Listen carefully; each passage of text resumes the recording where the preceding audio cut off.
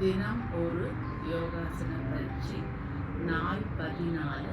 இன்று நம்ம பார்க்க போகிற ஆசனத்தின் பெயர் சஷாங்காசனா இல்லாட்டி ரேபிட் போஸ்.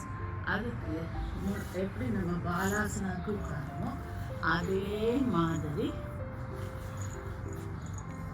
வஜ்ராசனால உட்காந்து கையில தலைக்கு மேலே கொடுத்து நல்லா இழுத்து ரிவர்ஸ் பண்ணி பிடிச்சிட்டு ஒரு சின்ன அசைவு இழுப்பு அப்படியே கையில் முன்னாடி வச்சுட்டே வந்து இடுப்புலேருந்து மடிஞ்சிடும்.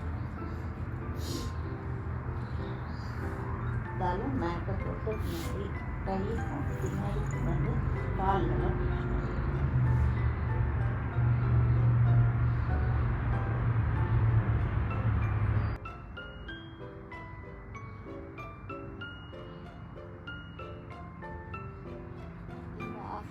வெளியே வருது. முதல்ல கைகளை உபயோகிச்சுட்டு தலையை தூக்கி